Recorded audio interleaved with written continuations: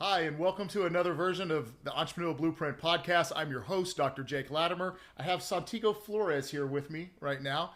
He is the CEO of Poop Rescue right here in the Woodlands. Yes, sir. Hi, Jake. Thank you for having me, man. I appreciate your time. Yes, I'm the owner of Poop Rescue LLC.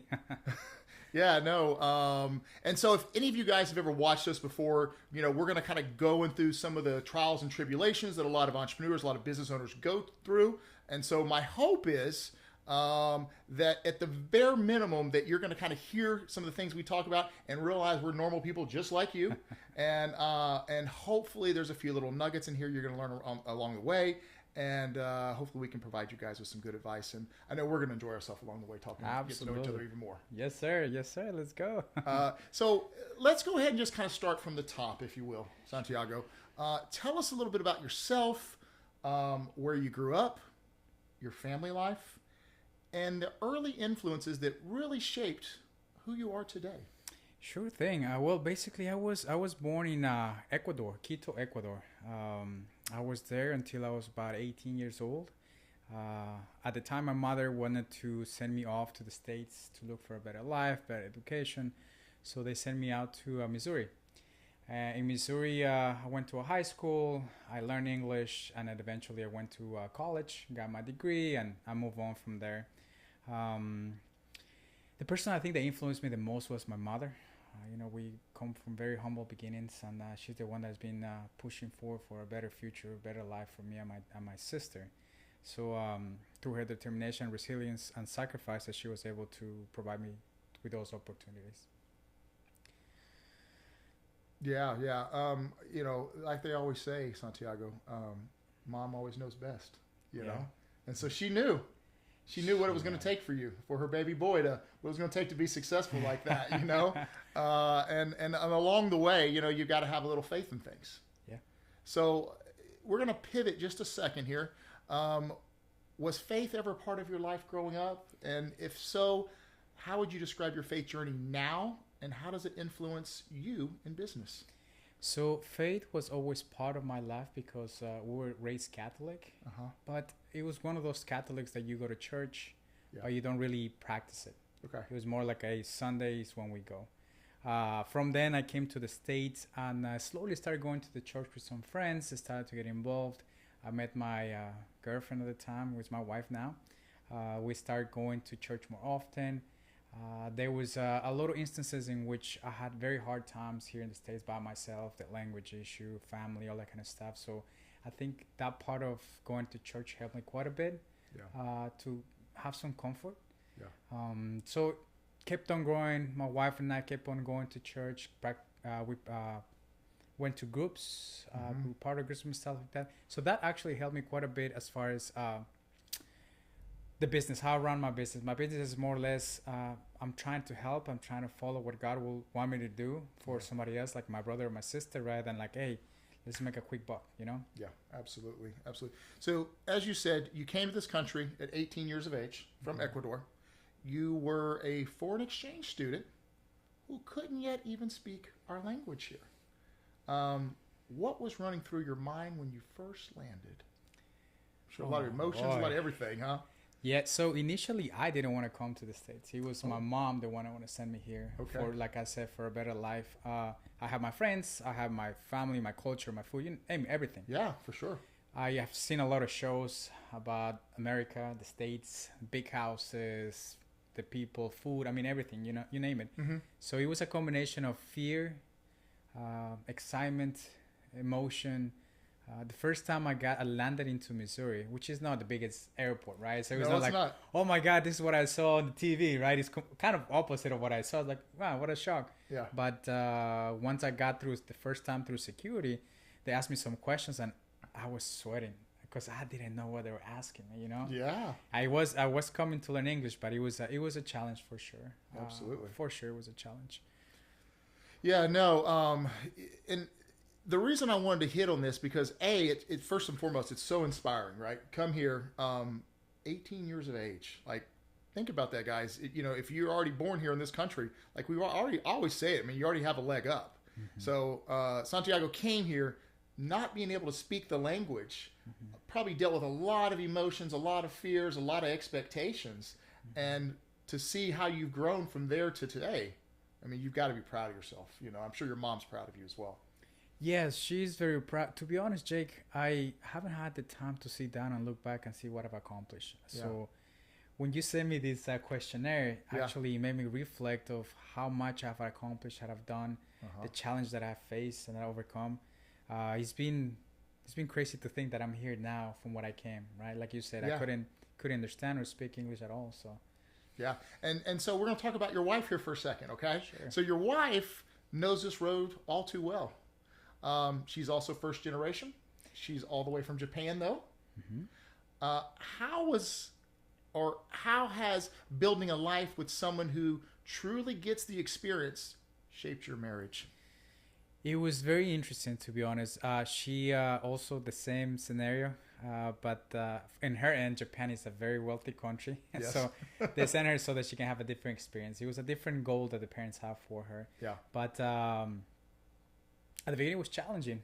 More or less, not because we were both foreigners, but because our cultures are completely opposite. We Hispanics, we like to talk. We like to say greetings with a kiss. I mean, we're very affectionate. On the other hand, they are not. So it was very difficult, those cultures. But funny enough, we met. The common thing that we have was the American culture that we were both learning as we were going. So that's where me and her came together, on the American culture, like of the values, the things that we do, the music, even country music at that, right? But that's what brought us together, that American culture right there. But it was good. I mean, she knew what the hurdles that I go through, she goes through, and we know the process. So it kind of makes us stronger as well as a couple. Yeah, and you know, before we kind of kick this off, we kind of talked about this one little thing, and like I expressed to you, and I tell everyone all the time, you know, you got to be very careful on who you choose to be your spouse, your significant other, and even your boys, your girls, your friends, your, you know, whoever your cohort is. It's very, very important, you know, because ultimately, you know, your group, your network is ultimately going to decide who actually goes with you to the next level, and will ultimately decide if you're going to be successful or not. And I think you can agree with that notion as well. Absolutely, yes. I think I made the right choice, even though at the beginning of my times with her, I didn't even think about the challenge we were going to face. But fortunately, she was there every single step of the way, which shows me that I can either, if I fall back down at any point in my life, we're going to be together and we're going to be fine. Absolutely, absolutely. So Air Force National Guard, college, selling cars. Yeah. You and mom had a flower shop, right? Yeah. Yeah. Firefighting, real estate, and now poop rescue. You know, they always say it's not one thing that makes you successful, it's everything that you do, right? What does that actually mean to you? It's been a roller coaster of different careers, different options for me. Yeah. I've done a lot of different things. Up to this day, I'm still figuring out what things I could do. One of my first captains in the fire department, he's the one actually kind of put it together for me. It's like your head is kind of like a toolbox, and every experience, every tip or everything that you get from everybody else, you put in that toolbox. Yeah. And then you use it or you don't use it, but you have that information. So I think every job, every opportunity, everything that I've had has helped me tremendously in everything that I do. Now that as a business owner, all the experiences that I have in, like, let's say, car salesmen, I did cold calling, I did marketing. There was a lot of things like that. So I learned quite a bit of that to apply to this. Yeah. I was also a market analyst for a pharmaceutical company at one point. Helped me quite a bit as well. I mean, every job that I've held has helped me in this company that I've formed. Yeah. Yeah, and so I want everybody to pick up on what Santiago just said. Everything that he's done, right, in life, whether he came to America, had to learn English, learn the different cultures here versus his culture, the forging of him and his wife together, her being from Japan, him being from Ecuador, all the various different jobs and the opportunities that he's had, work, you know, Air Force National Guard. Every single thing that he's done in his life has prepared you for the success and where you're at today. Yes, sir. It's every single thing, okay? And so a lot of people, wherever they're at in life, I see this all the time, is like, you know, they see that boulder, right, that kind of comes up out of that water, and all they see is that little bit that's over the water. They don't see everything else that was underneath it, right? Yeah, absolutely. And it's natural, right? We get flustered, we get frustrated, we are not where we want to be, right, in life. And we go, well, I don't know if I'm ever going to be a business owner. I don't know if I'm ever going to go into entrepreneurship. And we want to, but then we just think that we're in a certain place. And so just understand, there were probably times in Santiago's life, I know there were certain times in my life, that I didn't think I would be where I am today. And you probably didn't either. Absolutely. Could you see yourself owning a business like this back when you first got here at 18 years of age? Absolutely not. I wanted to go back home when I first got here because I didn't understand everything. So it's definitely an opportunity that this country has provided to me, for sure. Yeah. So let's back up to say, so going from the flower business to pet waste, okay, not necessarily a straight line, okay? Yeah. What did that chapter teach you? Even the parts that you didn't go to plan for. Yeah, it's a completely two different paths. Yeah. But the flower business was something my mother wanted to start, and that was the first time that we started a business of our own. So it was a lot of challenges, a lot of things that we have to overcome. But eventually, with time, we were able to accomplish a lot of things with that business.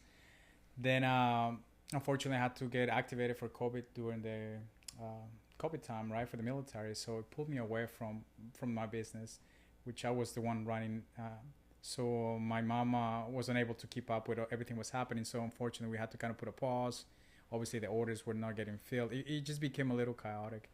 So I'm always a very big believer of satisfaction of my clients. So I had to put a stop to the company in order for not to, keep on hurting the company that way. So unfortunately, we had to stop the company at the time.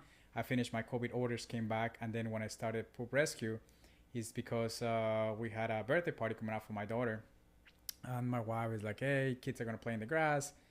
Go outside and pick up the poop." So I was like, "Oh, here we go." So I was out there like, "Man, it has to be a better way," like those commercials. Yeah. So sure enough, I finished always doing my things, and then I went on Google and I found out that there's companies that do this. Yeah. So I started digging in a little more about that. Like, what you need, the overhead, how to start it. And it seemed like a pretty decent business as a side job because I was a firefighter at the time, full time. Sure. So that's kind of how it started. Nice. I love it. I love it. This is what I always want to tell you is like, it's not necessarily the flashy things. I always say it's the boring businesses that are actually the most successful. Sure. I mean, essentially I'm a bean counter, if you will, and so, Yeah. And I don't say it from a derogatory sense, like it's a boring business. Who thinks accounting or finances or taxes is an intriguing and fun topic to talk about? Not really for most people. Yeah. Most people don't want to talk about, poop scoop and poop rescue and picking up, things like that. But you would be surprised, right? There's always an opportunity out there. There's always ways to think outside the box. And so just don't get disgruntled. Like I say, if you're in a position, I don't know what type of business I'm going to start. I bet when you run the flower business, you didn't think you were going to start Poop Rescue at that time, did you? No, I did not. Not at all. No. Yep. So firefighter, business owner, real estate, you've built a life around showing up when things get hard or sometimes even messy, right? Yeah. Do you see the thread running through all of this? Yes. I think I always encounter certain emotion, certain excitement about challenges. One of the challenges, obviously, firefighting is very challenging because I'm a firefighter-paramedic, so we're not only going to burning buildings, but also we help people that go into cardiac arrest or all different crazy things that we see. Starting a business, even though it's not exactly the same, but oh boy, at night sometimes hey, I don't think I should do this, I should do this, I cannot sleep, this and that. So I think I live for that, that emotion, that adrenaline. Yeah. But thankfully my family's been incredibly supportive of all these things that I've done and I keep on doing. So, yeah. I tell you what, man, I'm a firm believer in, you've got to push through and go through adversity in life.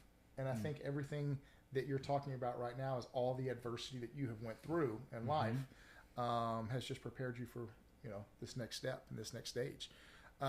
So as a first generation immigrant, legacy, I'm sure carries an extra weight for you, you may essentially be the first in the chain, if you will. How does that change the way you think about what you're actually building, knowing all that pressure, all that stress is on you? So that stress or that way of thinking didn't come through probably 10 years ago. That's when I first started thinking like, oh boy, I'm the first one here. Yeah. You know, I'm trying to set the tone for the next generation. My family started coming a little bit after me. I learned a lot of things, but obviously not by somebody telling me, but by falling, right? Yeah. So all those things I've accumulated a lot of knowledge of different things that I have to learn, and that has helped me tremendously to help my other family that it has come. As far as my daughter, I definitely want to set her up much better than what I came here from. Right? Yeah. I think that even just like you said before, by the fact that you are born here, you're already ahead of me, right? Ahead of a lot of people that come through. Yeah. I didn't get I got all my visas, everything like that. But by the time I was 27, that's when I got my green card. That was the first time in my life here in the States I was able to decide like, hey, this is what I want to do. Mm-hmm. This is the opportunity I want to take. So I had already 27 years. I was already 27 years behind. Yeah. So like, look, guys, what I want you guys to understand, look, Santiago here came here not even being able to speak English. Right. You know, if he can do this, you can do this as well. Yeah, absolutely. You know, and so, you know, don't let these little small things, these little hurdles that you place in your mind kind of prevent you from the successes that you are will absolutely accomplish as long as you make that a priority. Mm-hmm. You know, so every immigrant story has a night of doubt, or many nights of doubt, even sometimes in situations when you quietly wonder if the sacrifices were actually worth it. Mm-hmm. Can you take us on one of those nights and what kept you going? Like you said, there has been a lot of nights. Yeah. The process of immigration it's been not to get political or anything like that, but it was very, very difficult. Even though I went to school, I went to college here. I got a degree in business administration. I mean, I did everything right, but the process itself it was so difficult. Like specifically one night, it was a night that my H-1B visa, which is a work visa, did not get renewed. And they told me that I had to leave. I had to leave the country. At the time, I had my fiance, and we had a little puppy, and we were basically we had to leave the apartment because I couldn't renew my driver's license without the proper paperwork for my renewal. I couldn't renew my apartment lease. It put us in a position of going to a hotel. Yeah. And those are the nights that I was just sleeping right next to my wife in a one room with my dog, thinking, "Oh my God, what's gonna happen?" You know. Yeah. And is everything all that I'm pushing through is this worth it? Like, how am I gonna move forward with this? And they did send me home. And I left my wife or my fiance, I'm sorry, at the time with my dog in a hotel. That'd be scary. Hugging them and saying, "Would they not let you back? Am I gonna come back?" Right? Yeah. It was one of the, because I'm always been a protector, right? Yeah. But that moment, specifically that moment, I had no saying, no options, no plan B, no plan C, nothing. I just had to go. So it was very challenging. That was one of the worst probably nights here that I had. Let me ask you this question here real quick, because I know this is something that I kind of feel like this. When you go through so much adversity in life and you come out ahead after you're going through that, and I believe God wants you to go through those sacrifices, wants you to go through hard things in life. It builds character, it builds integrity. If God is, tomorrow's going to present you with a new challenge. Is there ever a time that you think, I won't get through this now with all the adversity and all the thing that you went through? Like you go through so much, it hardens you so much, right? That you go, bring it on, God. Well, I'm going to figure this one out next too. I think that's me. Yeah. I think you describe my personality. I have come such a long way that every time there's always been challenges in every life. Everybody has their own challenges. Yeah. But in my case, particularly, I had no options but to figure it out. So Yeah. I always had plan B and plan C just to make sure. Sometimes I say that's not good, but in my particular case, if plan B was not there, I would have been back home. Yeah. So Yeah. I remember years ago, I'll just kind of share this with you real quick. When I started the company, I was talking 20 years ago, and I had quit my job at Total, and I started to beat the pavement. Not going to people's houses for residential stuff, but like going to business parks and things like that, trying to get past the gatekeeper. And I remember there was a slogan I always kept in my brain, and it said, failure was not an option. Mm-hmm. I had my wife with my daughter back at home, Mm-hmm. and so I would beat the pavement 16 hours a day because marketing wasn't the same 20 years ago like it is today. Sure. You know? Sure. You know, when you feel that pressure, where you feel that stress, you're going to typically see one of two things that happens. Either a person's going to rise to the occasion, Mm-hmm. and oftentimes that person that rises to the occasion is going to rise far beyond that occasion, That's right? Or they're going to crumble, and they're going to crumble pretty early, actually. Mm-hmm. You know what I mean? Guys, I just want you to understand that, like, that's what it takes. You've got to go through this adversity. You've got to push through hard things. Mm-hmm. I promise you, every successful person has went through a lot of hard things in life. Mm-hmm. It's just the way it works. Yeah. You know, as they say, Absolutely. iron sharpens iron, right? Yeah. The more you go through, the more successful you're going to be. And so I'm going to back up just one more time a little bit. So if the 18-year-old who stepped off the plane that time that couldn't even order a meal in English back in the day, right, could see you now, what do you think would surprise him the most? I think resilience is probably the word that comes to my mind. I didn't think I was able to take so many hits, hit the ground, but get up and keep moving forward. I don't think I would have, when I was a kid, I've never crossed my mind. Yeah. So I'll say good job, buddy. Well, and the other thing is this, right? There's no roadmap. There's not like just do A, B, C, and D, and you will be successful. Yeah. You know, you're having to navigate this entrepreneurial journey kind of a lot of times on your own, right? Mm-hmm. And you got to wear the hat of a lot of different positions. And even despite all of that, you've got to know when it's, you know, when you have to be fiscally responsible and do it yourself. Yeah. You You also got to look at, hey, this is a little bit out of my depth right here. I don't want to make a mistake. Probably makes sense to hire somebody. You know what I mean? Mm-hmm. And so there's just so much you have to go through to kind of get you from point A to point B. And there's a lot of unknowns. There's a lot of scariness it's around that. And so I'm going to read you a little slogan out there that I love, and I think it personifies who you are as a person. So hard times create strong men, and strong men create good times. Mm-hmm. And good times, well, those create weak men. And weak men, they create hard times. So, as I said, you're the proof of that first line, no doubt about it. How do you raise children in this environment when you've gave them an easy life now because you went through all the hard stuff? Man, it's challenging. It's hard, isn't it? I wish I had an answer for you. I wish I had an answer. For one hand, like I was brought up very poor. Yeah.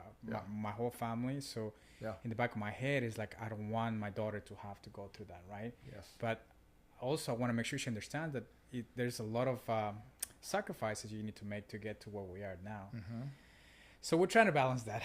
It's hard. Trying to balance, yes. It's hard. Really hard. When but let's see how it goes. Yeah, no, we're you know, it's tough. And so I know myself and a lot of entrepreneurs, we do a lot of conversing in regards to family life and things like that. Mm-hmm. And because entrepreneurship, like, it's a full commitment. I'm not saying it is your number one priority. I mean, a lot of times God and your family are 1 and 2 respectively, but like, it's got to be a priority up there. And sometimes you even neglect the loved ones that you have at home because you have to do what you have to do. Yeah. You know, and that's a hard pill to swallow as well. It is. Time, like you said, sometimes I have to be away from them so that I can provide for them later on in life. So yeah, it's absolutely right. Although I do take her to different things though, to my daughter, like we go to different events. So she's even the flowers, you know, we went to quinceañera events in the NRG Stadium. I set up a booth there. Oh, wow. So she's seen what how I sell, how I approach, and she's like, what are we doing this? You know, like she has in the mind, like, we don't need this. But for me, it's like more like we need to keep pushing forward. I need you to learn all this stuff. Yeah. Life is not easy. So, but. Well, and that's the challenging part as parents, right? We just don't want to do well in life and leave our children a bunch of money when we're dead and gone, right? Like, it's all about making sure that we have respectful, good humans that we've raised that are self-sufficient individuals. Yeah. And so that's our job. And sometimes I always tell my wife, I go, we got to almost kind of have a controlled environment where we make sure our children go through bumps and bruises, but it's kind of controlled because we don't want to, we don't want to get hurt. We love them. You know how it goes.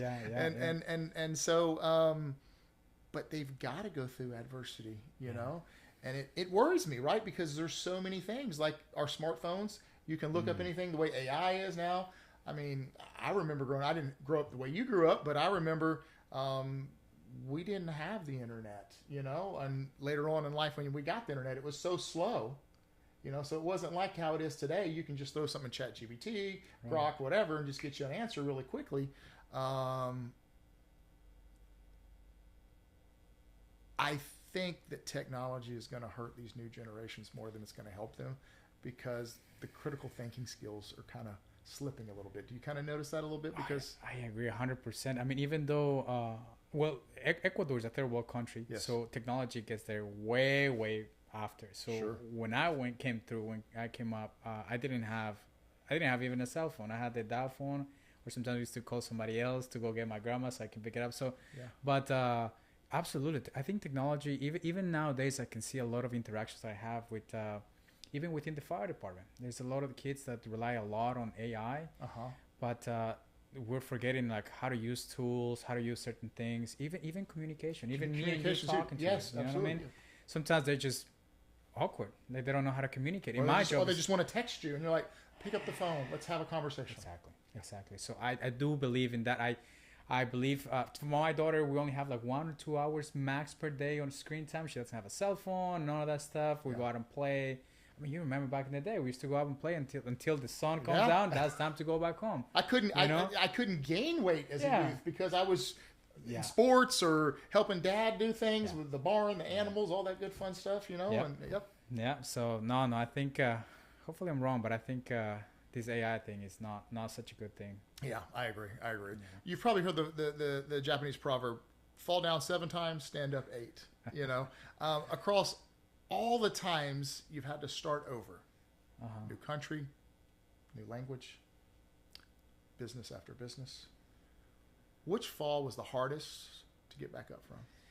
I think not necessarily business-wise, but it was a personal issue. Whenever I came back, finally gave me my papers back, and I came to the States, I had to restart everything. So I had to take my fiance at the time to an apartment that cost about $400 in St. Petersburg, which is in Florida. That was where we live. And unfortunately, the place was not the best. There was a lot of different people that lived there that but I couldn't afford anything else at the time. So that's my rock bottom, I guess, as far as financial status and everything like that. So that was the hardest time to see, not for me, but I think for my fiance at the time, to see her that had to live through that.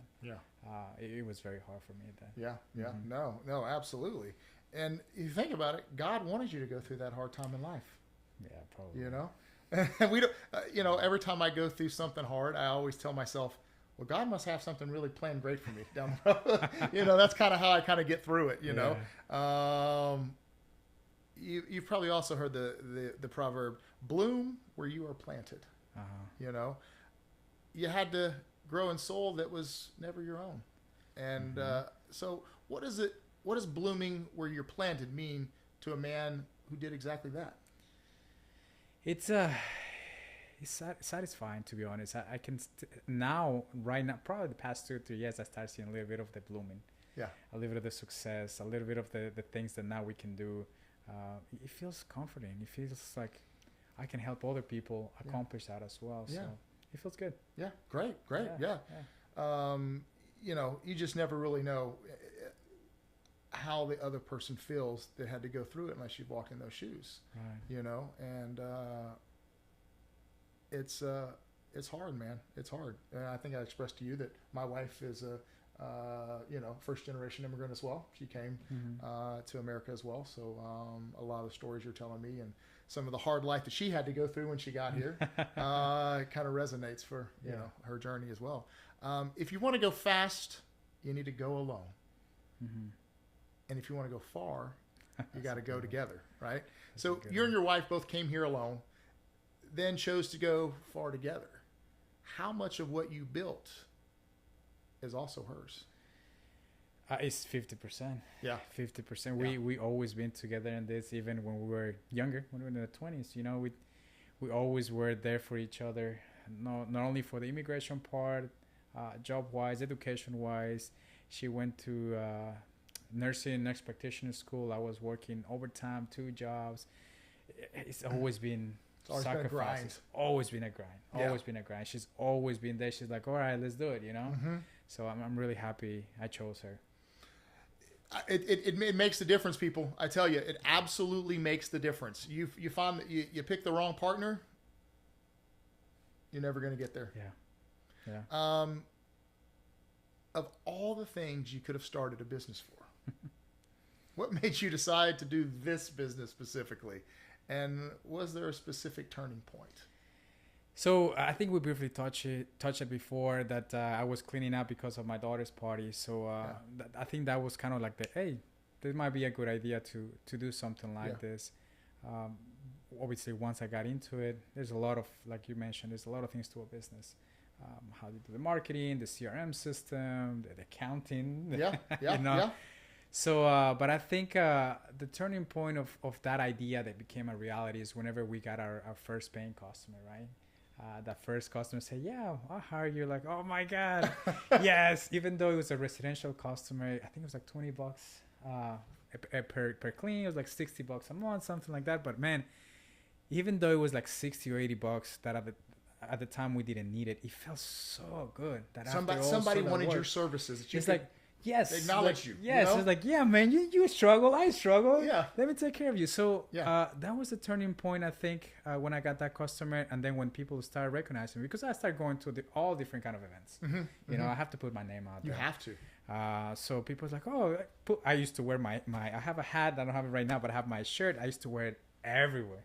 And my wife sometimes like, hey man, we're going to this nice restaurant. Can you change your shirt? But you're proud though. It's your business. Yeah. It's like I want people to see and like, oh man, let me look it up because that's how it goes, right? Absolutely. So, and then we started going into like commercial apartment stuff like that, and we took off from that. So that was very crazy. You got to market yourself. I mean, Grant Cardone says it all the time. He goes, you can be the greatest in your field, but if you don't learn how to remove obscurity, good luck paying your bills. Right? You've got to put your name out there. When I started my company 20 plus years ago, so in Texas, if you do, I think now the number's closer to like 2.5 million in revenue. You file what they call a no tax due report, which is below the threshold that you have to pay any taxes. And so the first website that I came up with was no tax due. And so I had an older BMW back in the day. And so I acquired me some license plates that said tax due. And I had the guy at the wrap thing right next to it, put a no with a sticker, and then I had a .com over here, so it said notaxdue.com. And I literally, I would be driving down the road, and I would literally have people, I'd look in my rearview mirror, taking pictures of it, right? And you know, wasn't a very expensive investment. I think I maybe all in maybe $1,000 for the license plate plus that, and it probably generated, you know, over that time, $50,000 in business. You know, and it's that type of outside the box. That's why you're wearing the shirts, and you know what I mean. Like, I think it's great, man. I love seeing stuff like that. Someone's proud of their business and they're trying to market it, trying to grow that. You know, but it's a process, and you never know what works and what doesn't work in business either. That's right. You know. I'm sure there's some things that you tried from a marketing perspective, stuff like that you probably read online and goes, well, this is going to probably yield X, and maybe did or maybe did not do that. You know, there was many things that when I started out, I tried things and I go, well, they said that if I mail these postcards out, I'm going to get roughly 1% to 2%. Never saw those numbers. It didn't even. I did the same thing. Did you try that too? Yep. So demographics are different. Business models are different. What works for one business doesn't always work for another business, right? And one of the things I always say is theory is great, and theory sometimes is reality in business, but oftentimes theory is not reality in business. So I remember, you know, many years ago, I owned a couple companies, and one of my buddies comes to me and he goes, Jake, I've got this brilliant idea for this business. And I, you know, at this time, I think I had 3 companies that I owned. And I remember looking at him like, okay. And I was like, do you need some advice? He goes, no. I just want to tell you my idea, and then I want to partner with you, and I want you to do all the work. Oh boy. And I remember looking at him, and I remember going, okay, that's not how it's done, first and foremost. And he does this whole spiel, and he tells me this whole process, and I remember going, look, man, I'm going to be honest with you, man. I mean, first of all, I don't know enough about that industry, so I'm not going to be the right partner for that. I can give you some advice. I can help you with accounting. I can help you with tax, but I don't know enough about that business. Okay.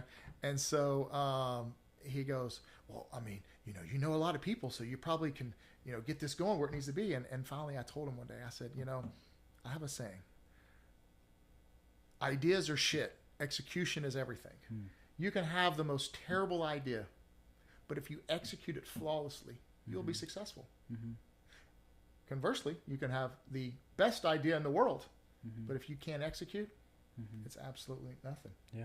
So, look, man, it's great to have a great idea. It's great to have a catchy website, a catchy name, all these different things, but it's all about execution. It's all about execution. Yeah. And I think a lot of people just naturally think if they come up with a name or have the right website, that it's just going to naturally flow the business. And everything that you're talking about is very similar to that. It's that grind. It's every single day, getting up, grinding. And I will tell you, entrepreneurship, you will learn something new every single day. You're never going to know it all. You will never know everything about business. It's just not humanly possible because the landscape is constantly changing. Yeah. It's out there. Yeah. When you first told people your idea about this business, Poop Rescue, what type of reactions did you get? And did anyone think you were crazy, by the way? Oh yeah. They said, like, people are not going to pay for that. Who's going to pay for that? Pick up somebody's poop. Pick up somebody's poop. Nobody's going to pay for that. Yeah. It's not going to work out.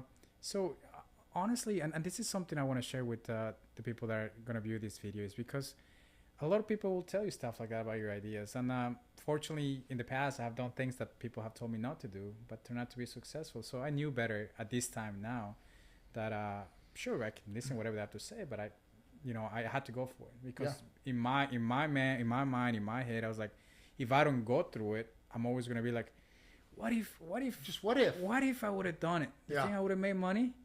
So I'm a big believer of that. Yeah. I'm a big believer of that. Like, if you have an idea and you think like it's going to work, go for it. I mean, obviously you have to do your, how much money I'm going to put in. Or do the market analysis kind of a thing. But this company, like I said, I don't think it's going to work out. And next thing you know, we're hitting the streets. Like you said, a lot of grind. I go to apartments, knock on doors, go through that gatekeeper, like you said. And sometimes it's like, no. You have doors slam in your face. You might get cussed out a few times. Sometimes it's like that. Yeah. Sometimes not a no. It's more than that. But, sometimes like, yeah, absolutely. And then the first one that we got, we hired, like, we walked in, did a proposal. And then 2 hours after, they called me and said, hey, we want to start tomorrow. So I was like, holy cow. Awesome. After probably 10 apartments I visited that day. So, yeah. It's the analogy I always say is like, starting a business and running it, it's almost like a child that you breathe life into. Yeah. Right. And if you think about it, especially when it's in its infancy stages in business, you've got to, like a baby, right? You've got to clean the diaper, you got to feed them, you got to burp them, you got to cuddle with them, you got to do all those things. As they mature and as that business gets older, maybe a little less hands-on, right? But you work differently. So just like a child, you're going to still parent your 17, 18-year-old, but you parent differently than you would a 6-month-old or a year-old. Yeah. But it really is, guys, it is a massive commitment. And that's what I want people to understand about entrepreneurship. It's not something that at 5 o'clock, your brain just shuts down and you don't have to worry about anything. I'm sure there's been many late nights, right? You stay up, you're thinking about things, or you can't shut your brain off at night sometimes. Yeah. And that's not good too. My wife's like, why are you tossing in the bed? Because I'm in my head like, oh, tomorrow I have this meeting. What am I supposed to talk about? How can I sell this? I have to go to this apartment. So it's always going. It's always going. It is. So. And you mentioned something earlier that I kind of want to hit on. You were talking about certain people that you bring into your life, and some people offer you advice, some people you want to listen to, some people you don't want to listen to. Yeah. You listen to them, but they've never walked that path before. So you got to be very, very careful on who you actually take advice from. Yeah.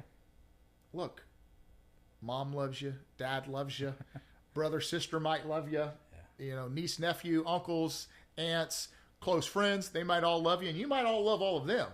But that doesn't mean that they're qualified to be giving you business advice. And even if they want to, and you don't want to hurt their feelings, you might listen to it. That don't mean you need to implement it. You know, I'm sure they're all coming from a good place, but also sometimes people like to project, you know, their inadequacies onto you, and they're trying to prevent you from making a mistake because they would never take those steps. So you got to be very careful, and that gets into what we talk about, the 5 people that you hang out with the most. You got to have mentorships. You got to have a mentor, someone that you follow. You got to have good people in your corner that's going to guide you and advise you in the right capacity. Okay, and so look, like we talked about, you're never going to have all the answers, but you need to find the right people who either can help with some of those answers, or if they don't have the answer, can put you in the right place. Would you agree with all that? Absolutely.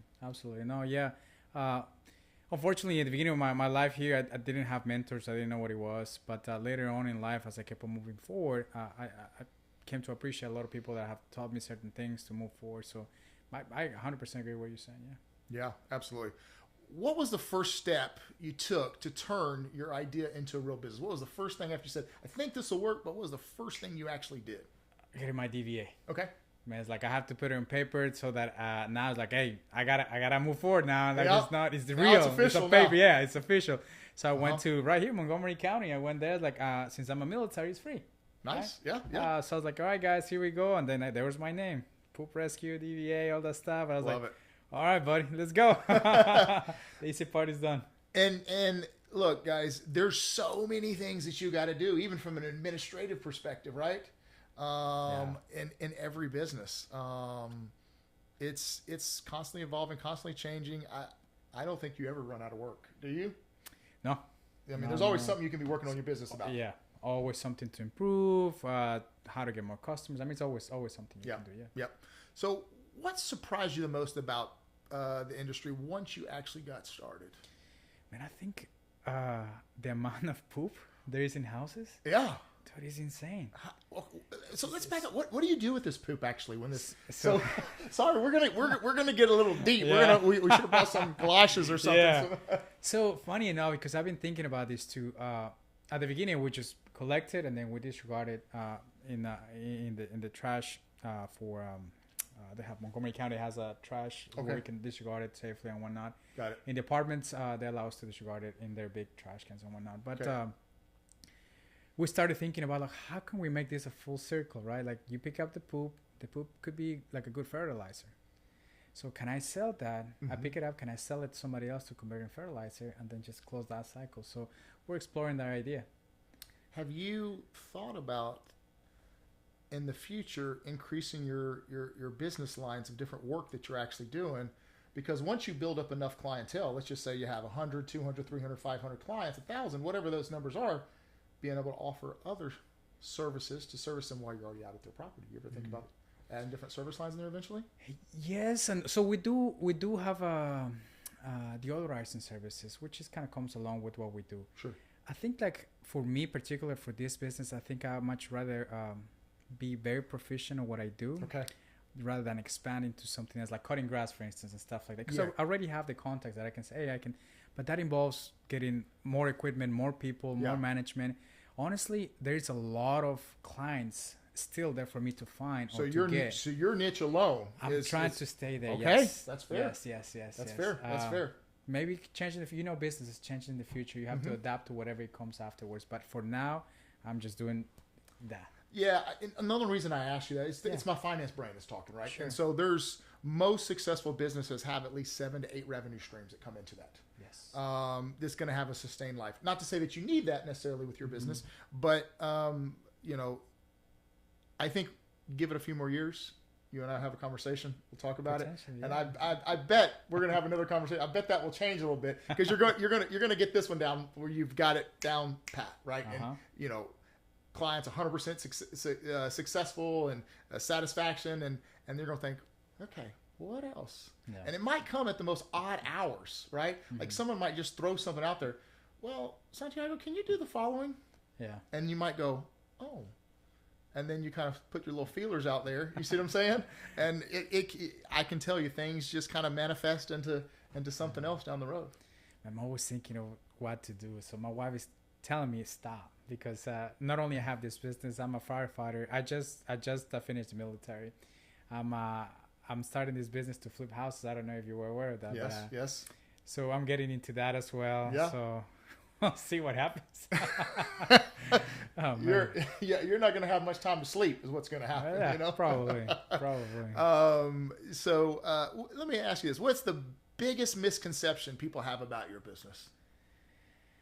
That it's only wealthy people that need this service, or they will afford this service. But I'm going to be honest with you, the regular folk that, Monday through Friday kind of a job and they don't have like $1 million home, maybe $200,000-$300,000. They still not my service because they come home, they want to be with their family. Yeah. So the misconception is like this is only for rich people. Yeah. And it's not. Even older people too. They cannot get down on their knees and pick up the dog poop. No, that makes sense. So there's a lot of people that I can service. That makes a lot of sense. I mean, look, inflation is so high in America now, and I'm not trying to get political here. It is. It's very expensive to live here now. Yeah. And so most households are dual income. Yeah. And so husband, wife, they go to work all day. They come home. They've got their kids. They don't want to come home to work some more. Yeah. They go, hey, I want to spend some time with my family. Yeah. I can hire Poop Rescue over here. Yeah. They can make sure everything's cleaned up in my yard. It looks nice. I feel good. Yeah. And your price point is very affordable. Yeah. And so people go, okay, this makes financial sense. So even the common person, like you said, with $200,000-$300,000 house, they can now afford it as well, and it makes sense. Yeah. So that's a pain point you were able to solve for so many people. Yeah. Yes, sir. That's what it is. Yeah. That's what it is. How did you get your first customer, that individual you were talking about, and what did those early days teach you? The first customer, so I went into, one of the things that new social media, right, is to go into these groups, like community groups and stuff like that. So I've lived in different communities already here in Montgomery County. So that was the first time I put any advertisement on the chats and stuff like that. And somebody's like, hey, I know you. I've seen you. You're my neighbor. Yeah. Come on over. So that was my first client. Through social media, it was free. I love it. Yeah. I love it. Look, and let me ask you this. Did you have to hire a marketing person to do that? Post that ad? I hired somebody to create the ad. Yeah, someone create the ad. Yeah. And then I'm the one that I put that hat of marketing and stuff like that. There you go. And I had to figure out how to do that. So thankfully, some of the experience that I learned from the flower business translated into this business. Yeah. So, but I did have somebody that created a lot of the marketing for me because obviously that's not my cup of tea. So. But see that's wonderful. Like you sat there, and I think this is the other thing that really kind of slows down that entrepreneurship, if you will, is you think you got to do every single thing. Mm-hmm. Okay. Being able to understand where your strengths are and where your weaknesses are, and the ability to pivot from that and outsource when you need to. And this was a situation that Santiago did not feel comfortable doing the little marketing piece, so he outsourced that. And that's perfectly okay. Okay, that's actually the smart way to do things, is to outsource some of the ancillary services that you're not an expert on. That way he could focus back on top line revenue and growing the business and all the nuances that was associated with the business. So yes, great. Yeah. What was the pivotal point in the growth of your business, would you say? Walk us through that journey to when it started and to where you are now. So, like I said, it all started with one customer. That first customer was there for about a month before I got another customer. So it was challenging. Was the second customer in the same location, same area, different location? Different location, which made things more complicated. Yeah. Because now I have to pay for gas, commute. I mean, it just, the goal for this business, residential-wise, is to have a lot of people in the same community so that my guy doesn't have spend too much time traveling, gas, all that good stuff. Yep. So for the first I'm sure you do your scheduling based on certain routes or whatever to keep your costs down overhead. Yep. So we do have an app that he tracks my guy. He goes in. There's a time of how long he needs to spend. All the stuff I did it myself before I hired somebody else because I needed to know how long does it take for me to clean. What are things I need to look for? If the dog comes outside while you're cleaning, what's going to happen? That's the legality of the business as well. It's just a lot of things that I had to do on my own. But we didn't get a client for the first 2 months after we went live. So before we went live, there's four months preparation, right? Mm-hmm. It was a long time until I got $60 a month after spending quite a bit of money. Yeah. Right. Yeah. But after 2 months, I got another client, so it was challenging because I have to keep on doing the marketing stuff like that. But the pivoting point was realizing that apartment complexes have issues. So AI, actually, that we talk about that AI is good and bad, but AI was able to help me look for reviews. So I told AI, look for bad reviews regarding pet waste in Montgomery County, and then it will populate me all these apartments that say real customer reviews saying like, oh, there's poop all over the place, this and that, this and that, this That and was that. smart. Did you come up with that on your own? To put that prompt in AI? Yeah, because like, Good for you. yeah. So That's great. I made a list out of all those, and I went and hit the pavement over there with them. I was like, hey, how you guys doing? Blah, blah, blah. And they said, yeah, we have a problem. So I was like, okay, well, we can solve the problem. Let me do a free assessment. I'll go through property. Obviously, I took pictures of the poop, and there was a lot of it. There was a lot of it in the common areas near the pool. I showed that presentation to them, the proposal and stuff like that, and sometimes they say yes, sometimes they didn't care. Yeah. Which I was surprised too. But or sometimes they'll have the guys for maintenance do it. So I will also go to the apartment. Sometimes they open the gates, and I will find a maintenance guy to get an idea of like, hey, how long does it take you? If you were not doing this, what else will you be doing? So they got to share a lot of stuff with me, which I used that information. So when I went to see the manager, I was like, hey, listen, one of the things I was telling, like, hey, they can use more time to get ready the apartment or fix whatever the apartment is, right? And use 3 hours to pick up the poop. I can solve that so you can have apartments ready to rent. So it was kind of like, how can I make it valuable, my services to you? You're able to use that leverage to incorporate that into your pitch. Yes. So, and then once I got the first apartment, man, that was like, okay, boom, let's do it. Because obviously it's more expensive, but there's more margins there. Yeah. Right. Yeah. There's only one place. Yes. You're not spending gas driving up. It's all right there. So obviously different apartment complexes are different sizes. Yeah. On average, how long does it take you for a normal apartment complex to pick it up? An hour, 2 hours, 3 hours? What does it normally take? So if it's one man, it takes me about 4 hours to go the whole apartment complex. But it's all the green areas along with the pet park that they have. 4 hours. 4 hours. Wow. So when you have an engagement for that, do you send two people out, one person out? What do you normally do on that? Depends on the availability. Okay. So I don't have full-time employees just yet because we're still in the growing process. Sure. So even sometimes I had to get my hands dirty. You know? Hey, we all have. That's what business owners. Yeah. But so it depends on if it's two people, it's obviously 2 hours and so forth and so on. Yeah. Wow. I mean, look, guys. We talk about it. There's no roadmap. There's no one that's going to come and save you either, are they? No. Like, you got to figure it out. Yeah. And I always say, man, like, don't bury your head in the sand, because the first time a little rain comes through, you're going to drown. Yeah. And so, wow, that's a great story. That's Thank a great you. story. Every business eventually becomes more than just the founder. Mm-hmm. How has your role changed as the company has grown? Like I mentioned, we're still growing. However, it has changed a little bit. I'm assigning more people to like the actual job itself, so that I can concentrate on growing the business as far as joining different networking events. We joined the Houston Association Apartments.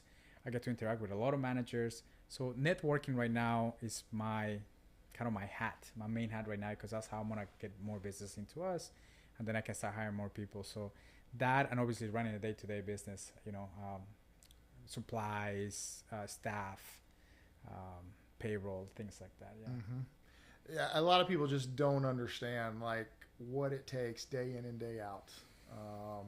The analogy I always say is the difference between an employee versus an employer, at least if you're a small business owner, is the difference between a computer versus a server. And if you're a regular and you listen to our show all the time, you know that I've said that before.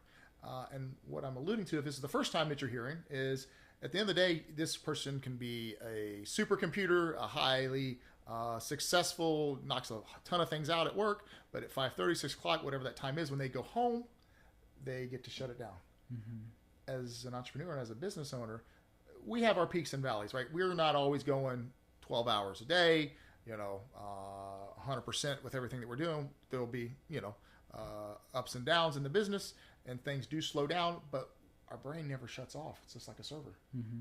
You know, there's constantly things that I'm constantly working on in my business every single day. I don't care if I'm on vacation. Yeah. And what I would tell you, I don't know if you've experienced this yet, but when you and the wife and the family decide to go on a vacation, to me, that's when I come up with my best ideas. I can kind of remove myself from everything. Mm-hmm. And believe it or not, I kind of almost start focusing about the business and start, because I'm not caught up in the everyday, day-to-day aspects of the business. Mm-hmm. And that's when I come up with my best ideas, when I move away from the business and I can actually start thinking about the business. No, that makes a lot of sense. Yeah, no, it hasn't happened to me. Not yet.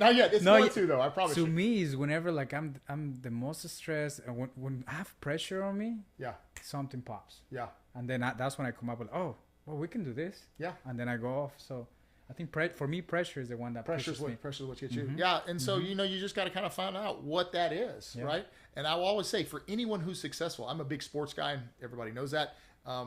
Those are when you find the greats anyway, when the lights are brightest. Who steps up to the plate? That's right. You know?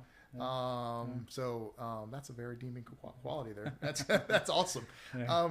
What systems or habits have helped you scale the business without sacrificing quality of your service? As far as systems, we did implement a couple things for interaction with customers, as far as like if they write me on Facebook or Instagram, stuff like that. They have all these AI responses, but we have done kind of like a more customizable experience, I will say. Normally you will get like somebody will call you, like a robot call you. No, it's a robot call, you hang up, but this is a little more personalized to what the client is looking for, and if it's valuable customer, it will trigger to me and I pick up the phone right away. I think also the quality how we do things, I guess maybe the military is kind of my background. There is like being on time, being available for my customers all the time. Discipline, right? Discipline. It kind of like they have told me in the past, like, hey, they told me I'm going to be here on Tuesday at 2 a.m. or at 2 p.m. to pick up the poop. And my guy that cuts the grass comes at 3. They didn't show up. The guy didn't cut the grass because there's poop all over, so they want to cut it. So that's why they stopped hiring this other company. But to me, it's like, hey, we have to be there regardless, right? If we're not, we have to let them know with a certain amount of time. It has to be neat. It has to be clean. And that maybe that's the military part. I don't know what it is, but people appreciate that. Well, and kind of similar to the military is, if you say you're going to do something, you got to do it, because typically you have a whole team that's depending on you to do that. And so the same thing goes for a business of people who are going to be successful. No one wants a bunch of hot air. They want someone who's going to deliver with results. And that's what business is. This is going to sound so cliche-ish what I'm about to say, but like so much about business is 80% is just freaking showing up and just finishing what you say you're going to do, on time. And in that situation, time actually played a factor into it. I remember years ago, Santiago, I was on wasn't a podcast, but it was like it was on the radio, but they were also videoing it and streaming it and stuff. It was right here in the Woodlands. And the guy had asked me one time, he says, so Jake, why do you think that you're so successful here in the Woodlands and a lot of people do business with you and a lot of people know who you are? And I sat there for a second and I started thinking, and I go, I just care more than the next guy. That's what it is. Because from my perspective, accounting is accounting, compliance is compliance, whatever you're doing there. But the thing that sets you apart is actually caring about your customer or your client to make sure, like for instance, that your client that need the poop picked up at a specified time, making sure that, hey, the lawn guys that were coming didn't have to wait. Everything was done on time. Everything's where it needs to be, right? That's the thing that, it's like if you're a football fan and you talk about cornerbacks, and if you never hear about the cornerback's name or the wide receiver that they're covering the whole day, then that cornerback's done their job all day. So if they never have to call you other than, hey, I have a new property and I want to add your services over here to this new property. That's what you want actually right there. No, for sure. And I think, I don't know how many different of your businesses are in this area, but it's a little bit of a niche field. And so I wouldn't think you would have a ton of competition. The competition is really just getting the client in the door per se. And once you have them, I can't imagine they go, well, I can get this done over here for $5 cheaper. I can't imagine those conversations even come up. I don't think there's too much of a margin for the services that we provide. I think it's more like you said, it's on time, professional. responsive to phone calls and stuff like that. I think a lot of customers have come that way because they have neglected by other companies. So. Yeah. It's very true. Very true. What does your team look like now, and what qualities do you look for when you're hiring somebody? Well, the team is very small still. Like I said, sometimes still pick up myself. I have a couple guys that are part-time. They will help me pick up the poop. Yeah. I have the marketing guy that helps me quite a bit on the marketing side. Hopefully by the end of this year, we're going to add some more people. Okay. Depending on if I get more apartments in, right? Sure. I want somebody that is reliable, first of all, because I'm big on being reliable. I'm big for being there for my customers. I'm doing the right job every time. Like, so reliable, the work ethic has to be good, attention for detail. Yeah. Last thing you need is them scooping up some poop, and then it falls out and falls on the concrete, and then they just leave it there.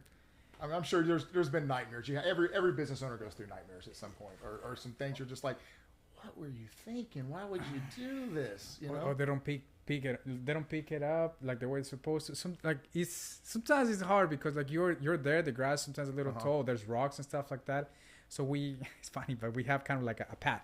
Okay. Like a snake path, so you don't miss it. So there's a science to this, Jake. Yeah, it's not as simple. There's a science to picking up. Yeah, there's a science. There's a science. We joke, but there is. Okay. But you have to follow a certain pattern to make sure that you don't miss a spot. Because if you do miss a spot, you come out and like, man, they didn't do a good job. Yeah. You know. Mm-hmm. So it has happened that they missed a spot or not, and then obviously the customer's like, "Hey, happened that my daughter worked outside, and then that spot that they missed, and they happened someone stepped in it or something like that." You're like, "Oh, I thought I paid you for this service," and so you get these complaints, right? So, but once again, back to picking up the phone and say, "Hey, no worries, I got you. I'm right there. I want to be right there with you. I apologize. Here's $5 back for next month," or something like that, right?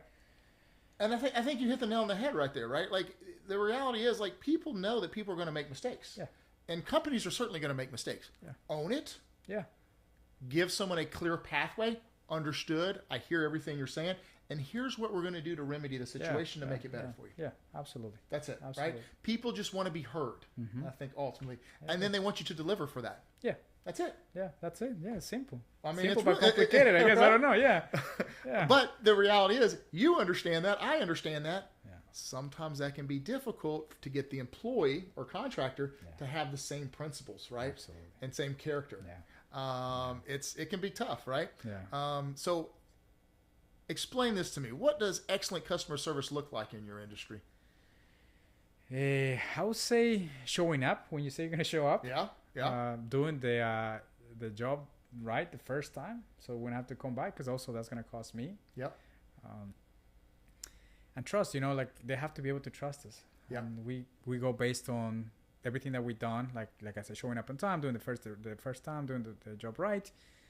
Once you accomplish these things, I'm being respectful, right? Yeah. Being respectful. Sure. I'm a big believer. I don't know if it has happened to you in any jobs or any companies you own, but like especially new generations, they put these headphones and they're just doing the thing outside. They're not aware of what's happening around them and stuff like that. Yep. I hate that, because if the customer comes outside, or he's outside and say good morning and you ignore them, looks like you're rude, right? Rude, Yep. Or something were to happen. The dog comes outside. You know what I mean? So I'm against all that. I'm against like saying. So when they show up, they need to be locked in. Don't take your AirPods out. Yep. No like noises, like no singing or whatever they want to do. Because you're entering somebody's space. That's right. Right, and they're allowing us to go into their space. That's right. Right. So I think it's very important for us to respect that.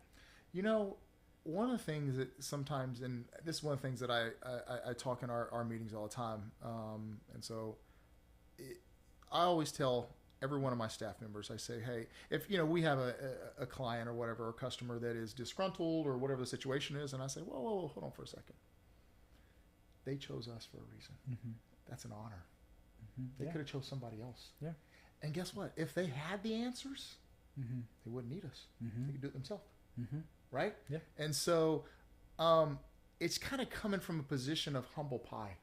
Sure. That you're so humbled that you're thankful that someone gave you an opportunity. Yeah. You know what I mean? And I know you feel that way. I know I certainly feel that way for all of my clients.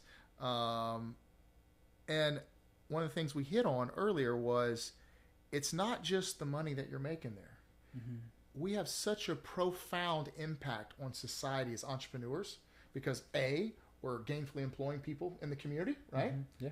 B, we are problem solvers, right? For you, and the situation is, it might be husband and wife that are working all the time. They have 1 or 2 pets. They need their poop picked up, right? So it's the right environment. So there's so much, and there's such an, honestly, there's a lot of negative connotations sometimes when it comes to entrepreneurship. But, thinking that we're all greedy or it's always about money. But honestly, it's not. And when you leave it kind of faith-driven, where you're helping the community, in a sense, you're kind of doing God's work, right? Mm-hmm. He put you here on this earth to kind of change lives. And I always like to say this, while I'm certainly not a perfect soul, I hope that I make my mark well enough that this is a better place when I leave versus when I had arrived. Yeah. And I think, we all have our calling. And entrepreneurs, my hope is many of you guys out there, because I know that Santiago and myself, our faith is very strong, yeah.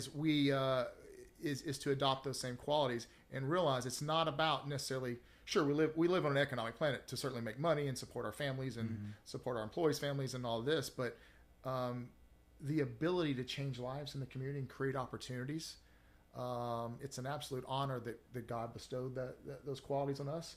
Mm-hmm. And so let's not let them down. Yeah. Way, yeah. What would you say to someone who believes that they don't have a good enough business idea?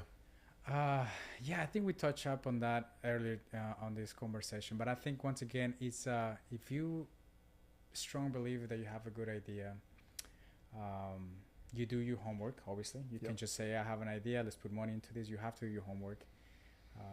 I think you should go for it. Yeah. I think a lot of people just there's 2 things. I think one is you come up with an idea, and you go for it, and you give up in the first month or 2. Mm-hmm. A business doesn't take a month or 2. No. It takes quite a bit of time mm-hmm. for you to get the returns. So I think if you start, keep at it until you see success, because it's going to be successful if you do it the right way. That's like right. we were talking about with the values and stuff like that. People will come back to you. Every time that I have either I'm hiring the services or I'm providing the services, if they're good, I'm going to call them back. Mm-hmm. The guy that cuts my grass, I went through a lot of different grass people. Yeah. Sometimes they don't show up. Sometimes they do it wrong. But this guy shows up and does right every single time. He's with me still today. You're not looking for anybody else. And somebody says, "Hey, do you know somebody cuts the grass?" Like, "Hey, man, I got somebody that is perfect." Yeah. Boom. So the best marketing you can do is a referral. It is, because it's already a warm handoff, because you've already built that ethos with that family. Mm-hmm. Yeah. It's already there. Yeah. So, I think that's one of the keys. I think that you should go for it. You definitely should go for it. A lot of people, like I said, are scared. Yeah. And you should, because there's a lot of uncertainties. But you're going to find through the process, you're going to get mentors and all that kind of stuff and go through it. Yeah. Yeah. Like you said, go for it. Yeah. And I think there's so much anecdotal information out there about people who's, trying to start this second opportunity or, something on the side, small here or there. And I always tell people, I think that's the worst advice. If you're actually going to go for something, certainly do your due diligence, do your research, find out all the pitfalls, make sure that it makes sense to do it first and foremost. Okay. Yeah. Once you finish all that research and all that due diligence there, and you go, okay, I think I want to do this. I want you to go all in. I want you to jump in the deep part of the pool. Not. Don't put your toe in. Like you're not going to accomplish anything there. Yeah. Okay.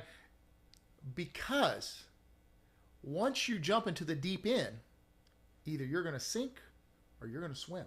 Mm-hmm.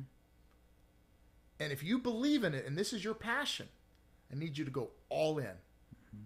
Not 1 foot in, 1 foot out. Because I promise you, anything that you do in life, I don't care what it is, when you're 1 foot in and 1 foot out, it's always a failure. Mm-hmm.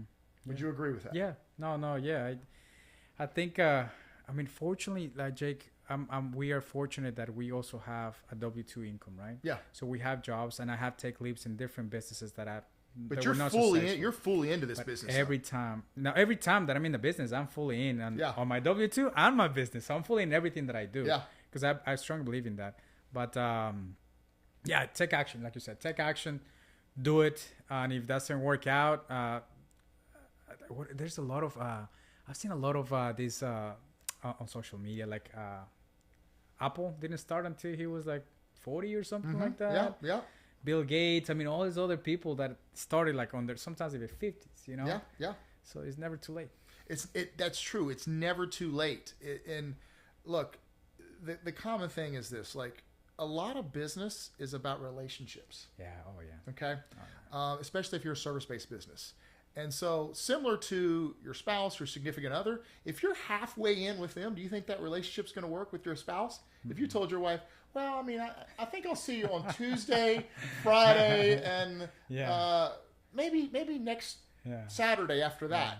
Yeah. Well, what do you think she would have said to you? No. She'd be like, what are you doing those other days, right? Like, we roommates or we're married, you know what I mean? So exactly. Yeah. So it's the same thing goes on for business, because business is about relationships as well. Yeah. Right. And so someone wants to know, if they're going to engage with you, are you committed to help them push through that barrier and whatever their pain point is? And in your situation, you know, hey, they need their dog poop picked up around the house or the apartment complex or whatever. Yeah. Once you make that commitment, you got to be able to execute. Yeah. And like you've experienced sometimes, if your worker can't get out there, that means you got to go on out there and go on your tools, and you got to do what you got to do. That's right. And I think there's this misconception when it comes to entrepreneurship that once you get this business started and you start hiring these employees, that then you can just take a step back. And there is a notion of working in your business versus working on your business. And certainly as your business grows, you start to take more of a on your business approach versus in your business. That's how you do scale. But to think that it's just going to run itself is just not true, people. Okay? It's a grind. It's a lifestyle. It's a choice that you make. Yeah. And I often say you dance to the different beat of a drummer boy. Yeah. You're not like everybody else. But it's so rewarding. Yeah. Would you agree? Yeah. No, I agree. I completely agree. Sometimes I don't answer to anybody on that side of my job, you know, like I own the business. I can take off. Obviously I do work all the time because I'm answering phone calls and stuff like that, but at the end of the day, it's rewarding. I'm working for myself. Yeah. How far can I go? That's right. You know, that's right. Entrepreneurship is more than just having a great idea. We hit on it earlier. Yeah. It's having the persistence to actually execute it. Yeah. Give me your thoughts on that. Like we were talking before, like, you know, you can have a great, man, I have so many ideas still. I've seen these people picking up or cleaning the trash bins. Have you seen those? So like, man, I'm going to start that. That would be a great add-on right there. Yes, that would be great. So we looked into that and this Maybe and that. Pressure washing at somebody's house. Or name it. Yes. And you have already know how to get the clientele already for the business side, right? So for the residential side. So it would be a great add-on like we were talking before, right? Yeah. But I think having the idea and then moving forward to it, I did a lot of homework on that, right? So it does cost me to get the equipment to be branded and all that stuff, CRM stuff like that. So maybe this business that I'm doing right now can provide with a low startup cost, can provide later on to start this other business and then so forth and so on. But I think having an idea and moving forward is the challenging part, like taking action on that idea. Where you started and when you started, I know you work, and we talked about it, you work differently today than you did when you first started. Still busy in the business, but you're not having to do all the startup stuff. Now you already started up, so you're going through the next business cycle, so you're doing a few things that are a little different this go around. Where do you look for opportunities today? And are you always thinking of new business or problems to solve? So, yes. Right now, I'm a little more concentrated on getting clienteles for the apartments. I think that's my niche right now. I want to hit that. I love my residential customers, but we mentioned before, it's not enough margin in there. It's not enough margin. It's more spread out. There's more people I need to hire and stuff like that. So I'm hitting the apartments. So one, I'm going personally knocking on doors. I am joined this association that I told you about, so I go to events. I'm not very a social person, to be honest with you. Like I don't think you're very sociable. Well, but yes, but no. Like I have to go. Yeah, I have to like kind of drag myself to like, hey, how's it going, guys? In a social setting, right? Like, hey, let's have a beer. Let's talk about this and that. Sure. I don't know. It's not my cup of tea. I do it.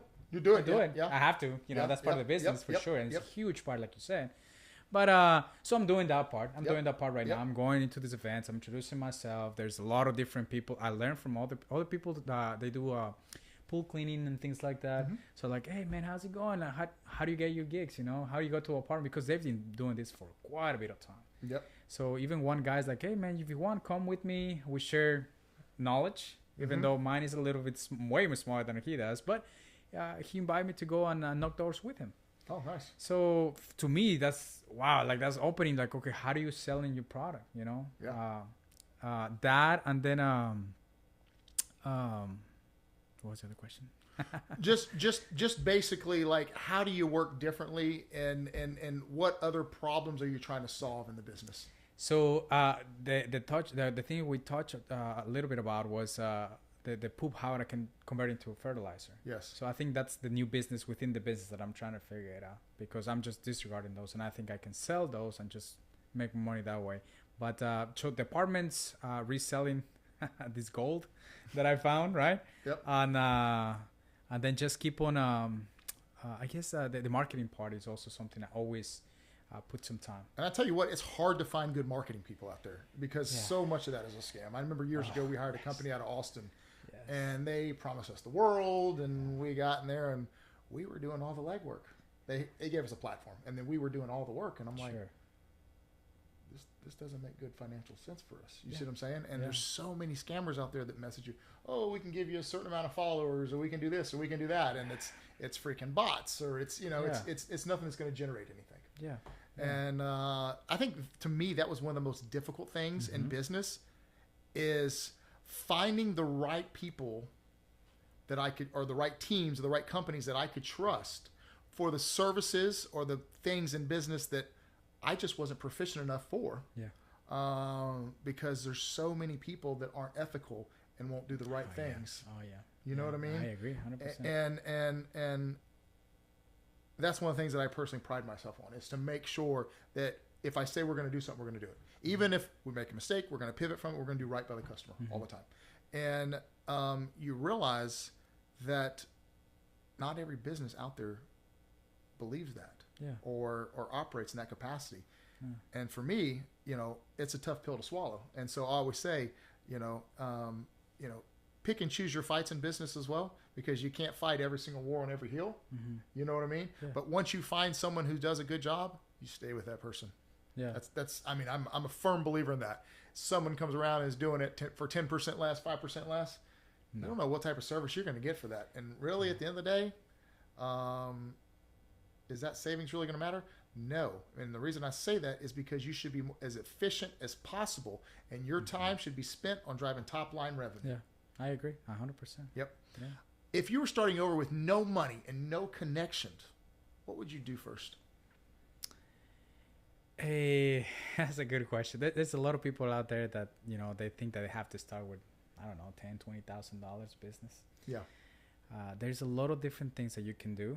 And obviously this I learned from online, watching people, YouTube, all that good stuff. But the first thing is, like, you need to test the market, right? So you have an idea, test the market. Yeah. Right? Talk to your neighbors. It's like, hey, would you be interested in something like this? And say, you know what, yeah. And then just in your groups and stuff like that, try to prove that.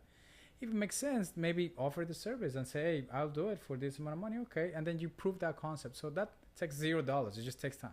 Yep. Once you prove that and you see there's customers that they're paying for your services, all right, let's spend a few bucks. Yep. And start just with very simple things. Things start generating. You start getting some money, and then you can invest in your business. Invest in your business, and they keep on growing. That's good advice. So I think I will definitely do that. I did make the mistake of like the flower business. We bought inventory because we had to fly the flowers from Ecuador. Oh wow! Because that's where the flowers were coming from. Okay. So we bought an inventory, spent some money. At the beginning, it didn't sell, so I was sitting on those flowers for some time, losing money because I had to pay a place to put them and all that kind of stuff. So that was a mistake that I learned not to do it again. So I would say just prove your concept, get some revenue going, invest it back, and then move forward. You talked about that mistake that you guys made in the flower business, right? And I want everyone to understand that there's not a business owner out there that doesn't make mistakes. It happens all the time, and you will continue to do it. And look, hey, me, 20 years in business, I'm still going to make mistakes. Yeah. And I love it when I make mistakes because I actually learn from those mistakes, and you grow from those mistakes. Now, it becomes a problem if you're not actually growing from those mistakes and not learning anything along the way. But just understand, you're supposed to make mistakes. You're supposed to struggle. this stuff isn't easy. This stuff is hard. Yeah. It's a lifestyle. Yeah. What you got to decide, is it a lifestyle that you want to pursue?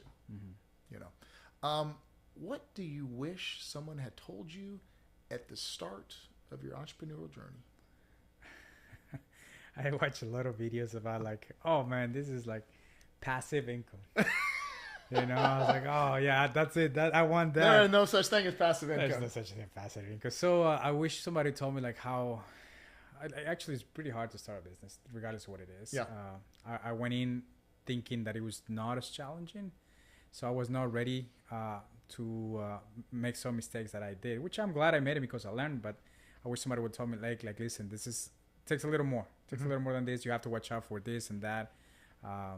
So I didn't have a mentor, anybody that can help me through the first process of starting my first company. So I wish I had somebody to kind of like guide me a little bit of how things work. Yeah. Sure. Yeah. Yeah. Makes sense. That makes sense. No, I hear it all the time on TikTok or something like that. You hear someone say, oh, yeah, man, passive income. And I know what passive income means with the IRS, right? Yeah. It means long-term rentals, you know. But even that requires work. And that's how they classify it from a taxability perspective. But this notion of this, you're just going to have passive income all the time. Someone's working it. Yeah. You know, I don't care if it's an investment. You still got to monitor that investment, and when it's time to pull out, reinvest those funds into something else. If you find a way to make passive money while you're sleeping, not really doing anything, I want you to give me a call.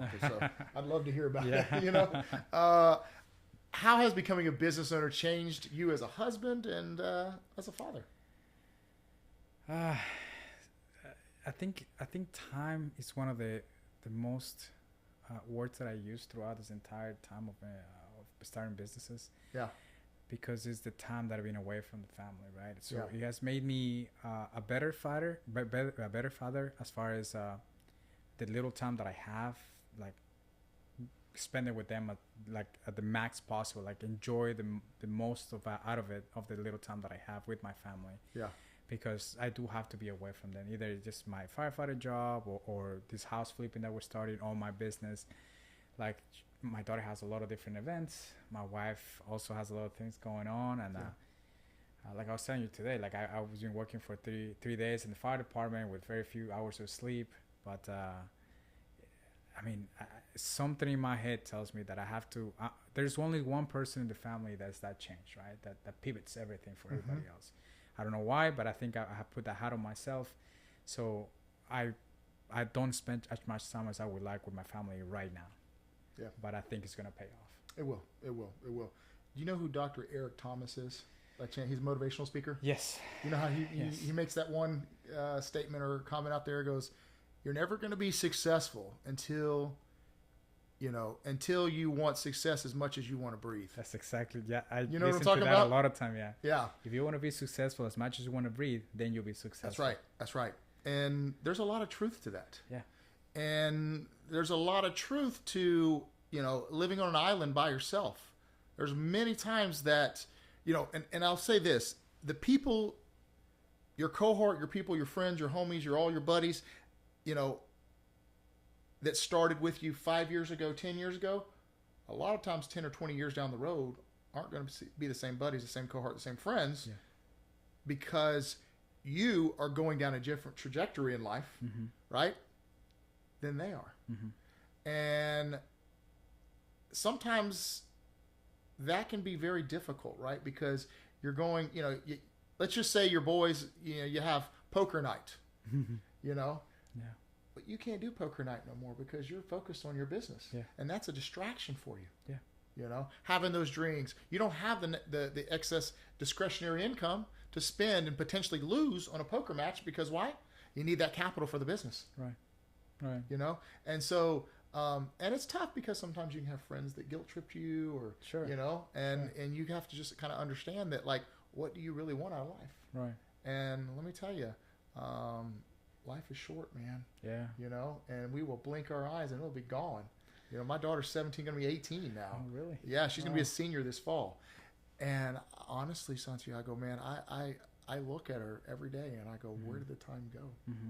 Where did the time go, man? But I know she's proud. And so I want to pivot on one thing here real quick is, Do you feel as a parent that if your daughter decides that she wants to go through entrepreneurship, that you're more prepared and you can help guide her along the way than when you entered into entrepreneurship? Yeah, I think so. I think I have a lot of insight of what has happened in my. Although things probably going to change by the time she's ready to go to the workforce. I don't know what we're going to have out there. It's going to change drastically. Right? Yeah. How is your daughter, by the way? She's 8. She's 18? 8. Oh, she's 8. He's 8. Okay. Yes. Okay. Yeah. So I know back in the day we used to use the yellow book to look for like calls and stuff like that to get some people to buy our stuff. But now you have all these systems. So I don't know what's going to happen there. But I think it doesn't matter the time frame in which you started, either back in the 80s or maybe 20 years from now. I think if you have that perseverance, if you have that sense of like getting up from the floor, like you were mentioning before, I think you're gonna be successful. But I think I should be able to help her. What did Mick say to Rocky Balboa in there? Get up, Rocky! Oh, dude, funny you mentioned this because when I go to the gym. Oh, I'm about to go to the gym. I put that clip of Rocky Balboa. Oh, like, I love it. Yeah. Get up, boy. Yeah. Yeah. It gets me going, man. It does. Like, you'd be surprised, man. I get up in the morning before I come into work, and I'll go on it's more of like a slow jog, fast walk, kind of it's intermittent in between, about 5 miles in the morning, get the blood flowing. But I'll listen to some David Goggins or something. Dude, I was just about to say that, man. Yeah. Yeah. I'll listen to a little bit of David Goggins on there. And, he's like he talks about is like, it's real comfortable in that warm bed, cuddled up next to your wife. Yeah. It's 40 degrees outside, you know, and it's real easy. I could just hit the snooze on my alarm and go back to sleep, and.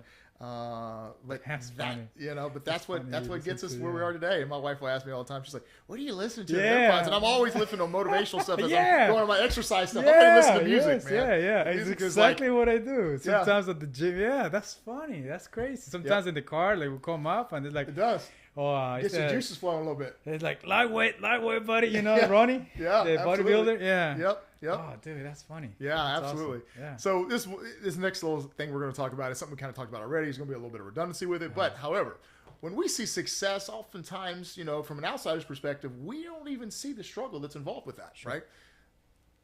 Tell me again some difficult, dark times, specifically where it tested your faith or even your identity. Dude, as a paramedic, as a firefighter-paramedic, I've seen the worst things that you can see. Yeah, I bet. I see neglect. I see children. They're being abused. Oh my God. It's something I don't even know if I can swallow, man. Yeah, and it's one of the things, like, you make that call, and it's not like, okay, let's decompress. I mean, you just, okay, what's the next call? Yeah. Sometimes I've had tested my faith. I'm still working on it because sometimes I feel like, why would this happen to a kid that has no saying of what what's good or bad? Yeah. And I go back, it's like, wow, what is this happening? God, why?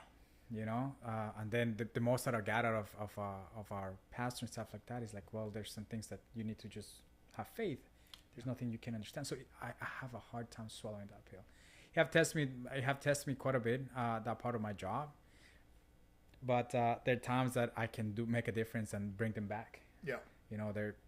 That also is like, oh, thank God for giving me this gift so that I can help these people, But I think those are the challenges time for me. Even to the day, I still have things like that. Yeah, I bet.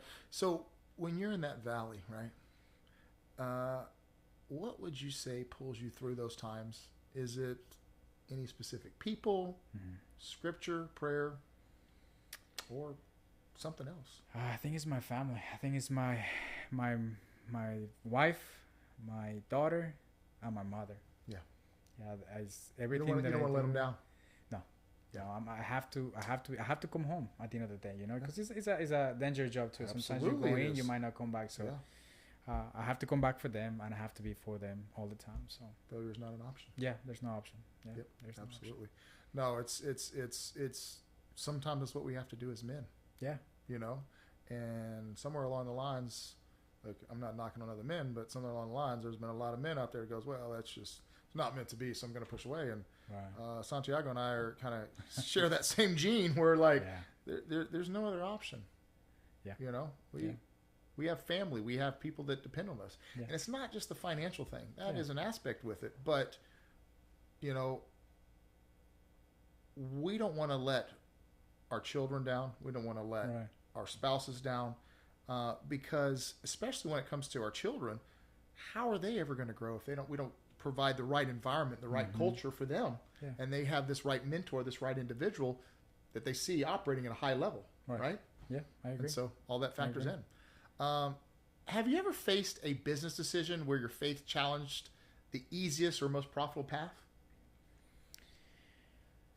I think for the business that I'm right now, haven't had any issues because my faith is kind of like, in that sense of the business already formed. Like, but I did early when I had other jobs, like selling cars. It was a learning point for faith specifically because, not to bash on any car salesmen, right? Yeah. But they do have certain reputation, and there's certain things that I've seen firsthand happens is that people sometimes they're struggling in life, but they need means of transportation. They will come in and say, "Hey, I don't care the interest, I don't care the payment. Can you put my credit is bad? Can you put me in something?" So those times for me it was hard to be like, okay, let's make some money, because there's a perfect time to make money. All the people will be like, "Oh my God, yes, payday." Yep. So my faith right there kicked in. It's like, hey man, they're struggling. Let's help them out. I don't want to overcharge them. Let's work that out. So absolutely. I think I learned a lot from that part. It's like, hey, and then the people will come back to me. Yep. And even though I didn't make much money, but I was able to help them. It felt better than getting a couple bucks in my pocket. Yep. You know? No, 100%. I can tell you in my business, right? It's very, very important to do what we say we're going to do at the end of the day. Yeah. And so if a client engaged with us to get some work done, and let's say we dropped the ball, one of my employees made a mistake. They didn't follow up, didn't do what they were supposed to do. It's, even if we have to spend 2 or 3 hours, whatever it takes to fix it, you just do it. And maybe it's a wash. Maybe you don't make any money. Maybe you lose a little bit on that client. But at the end of the day, you represented your organization the right way, and you represent that client the right way. Yeah. And that is the most important thing to always do, because for me, it's always about the end game. It's not about the front end money. That's right. Okay. Yeah. And, I know specifically, I had a lot of people that used to try to network with me and still do. And they always say, "Well, Jake, if you refer X to me, I'll give you a referral fee." And I will tell you, in 20 years, I've never taken a referral fee at all. And I've been offered a lot of money on referral fees for certain things, and I never did, because I never wanted to compromise my integrity. Yeah. I never wanted them to question that I referred a specific person out to a certain person, where they go, "Well, of course you referred me there because they paid you a massive referral fee," because that jeopardizes the integrity of my organization. Sure. And so I just soon give them 2 or 3 people and say, "I'll give you pros and cons about each from an objective standpoint. You got to find the right fit for you." Yeah. You know what I mean? Yeah. But yeah, no. I think when you always, from my perspective, we always try to act as a fiduciary, not what makes our firm the most money, but what makes the most sense for the client. And that's how you end up with clients for life, instead of worrying about front end money on the front end. And I'm sure you're the same way when it comes to that. You always want to do right by the client or the customer, not necessarily just to upsell them for something that benefits your business, only if it benefits the customer first. Yeah. And as you might know, like, as long as you do that, money comes along with that. It's just gonna follow. Yeah. And if you're always doing the right thing, yeah. It doesn't, if someone wants to question them, sure, let's talk about it. Yeah. You don't even feel nervous to talk about it, because you know you always act as a fiduciary. Yeah. You always worked on the customer's best sense. Yeah. And that's one of the things I tell you that we beat into every one of our accountants here. Every single one of them. We never sell something that the client or customer does not need. Never. And so I know that's how you operate your business as well. Yes, sir. Yep. Yes, sir. How have tough seasons shaped the way you lead your family and your business today? I think taught me to be more intentional with my family and my business. Yeah. Value time. Like we talked before, valuing time is, I'm trying to be off a little more so I can be part of my little ones sometimes. Like at the beginning, it was easier when she was younger. Yeah. It was easier for me to be missing, kind of a thing, from her end perspective rather than mine. Yeah. But now she's like, "Hey, I wish you were there." It's kind of like, me too, but okay.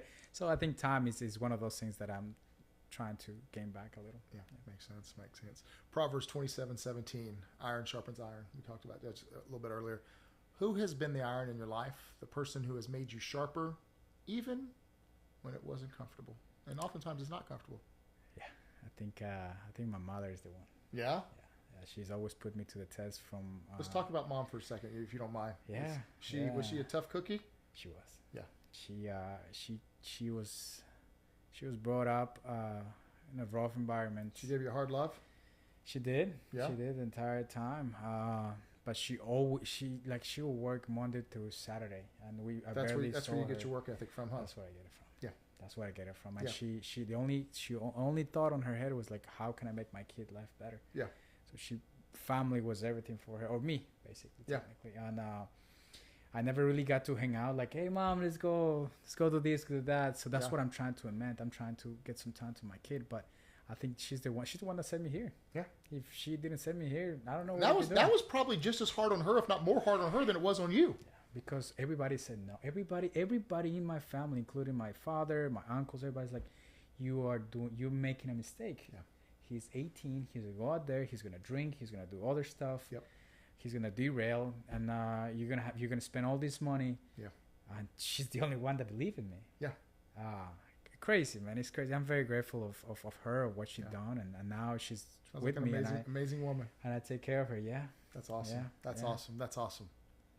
No, it's very important. You've got to, no matter where you are in life, first and foremost, right? You've got to gravitate to the people who are going to better you. Yeah. Okay. And it just came natural for Santiago here because he had such an amazing woman that kind of led there, and he got to see her work ethic and her love for him, and in a sense, I would say she was your mentor in this situation. Yeah. She guided you, you know what I mean, Yeah. to get you where you are today. Yeah.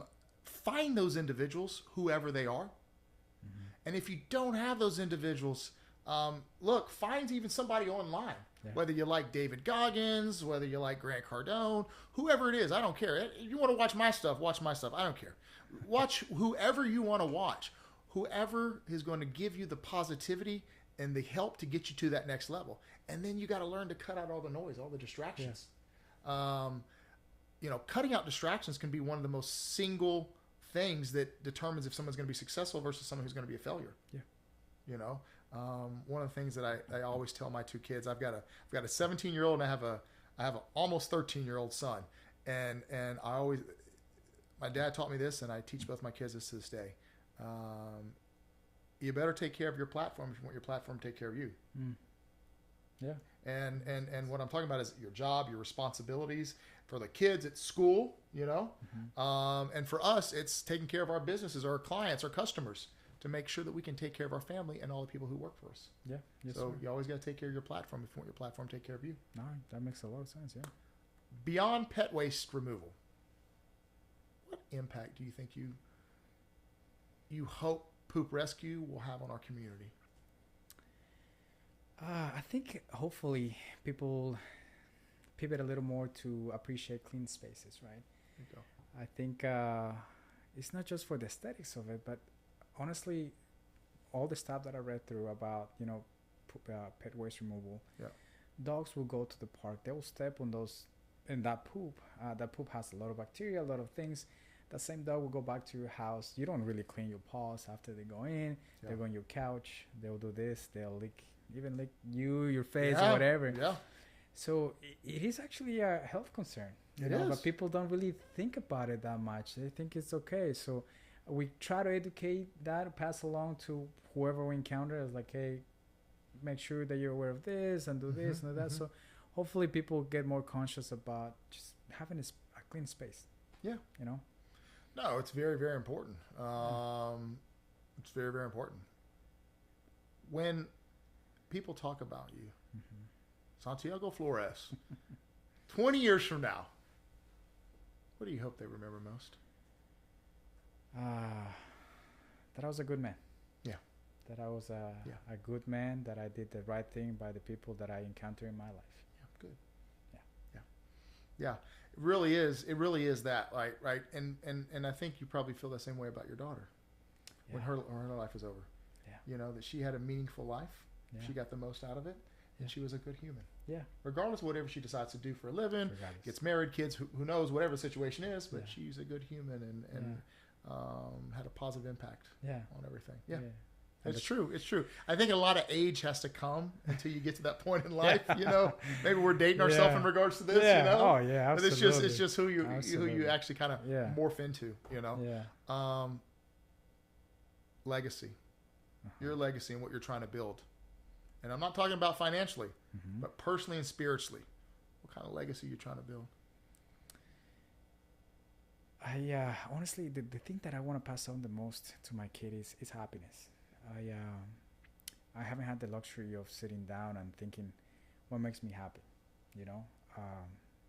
once again, from the beginnings we started, all the sacrifices, all the process we had to go through, and sometimes you have to sacrifice your own happiness. Absolutely. So I just want to make sure that my daughter finds whatever it is.